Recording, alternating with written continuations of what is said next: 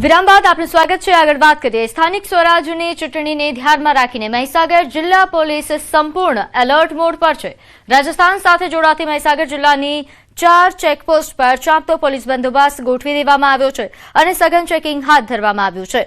ચૂંટણી દરમિયાન મતદારોને લલચાવવા માટે વિદેશી દારૂ જેવા પ્રલોભનો આપવામાં આવતા હોવાની શક્યતાઓને ધ્યાનમાં રાખીને આ ખાસ વ્યવસ્થા કરવામાં આવી। ખાસ કરીને રાજસ્થાનમાંથી બુટલેગરો દ્વારા ગુજરાતમાં દારૂની હેરાફેરીને રોકવા માટે પોલીસ સતર્ક બની છે।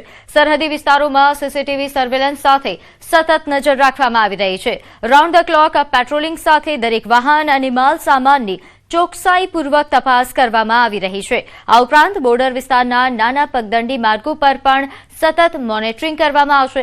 સંવેદનશીલ વિસ્તારોમાં ઉચ્ચ અધિકારીઓને તૈનાત કરી જિલ્લામાં શાંતિપૂર્ણ માહોલ જળવાઈ રહે તે માટે પ્રયાસો હાથ ધરાયા।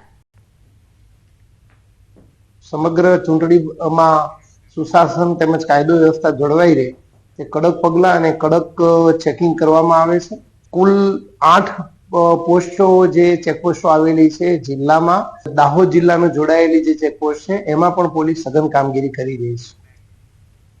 તો સિદ્ધપુર નગરપાલિકાની આગામી સ્થાનિક સ્વરાજની ચૂંટણીમાં રાજકીય માહોલ ગરમાયો છે, જેમાં ભાજપનો અત્યારથી જ દબદબો જોવા મળી રહ્યો છે। વોર્ડ નંબર 7 અને 8માં ભાજપના 3 ઉમેદવારો બિનહરીફ વિજેતા જાહેર થતા પક્ષમાં ઉત્સાહનો માહોલ છે, જ્યારે બીજી તરફ કોંગ્રેસના સુપડા સાફ થતા હોય તેવું જણાઈ રહ્યું છે। ખાસ કરીને વોર્ડ નંબર 1, 7 અને 8માં કોંગ્રેસે એક પણ ઉમેદવાર મેદાનમાં ન ઉતારતા હવે મોટા ભાગની બેઠકો પર ભાજપ અને અપક્ષ ઉમેદવારો વચ્ચે સીધો જંગ ખેલાશે।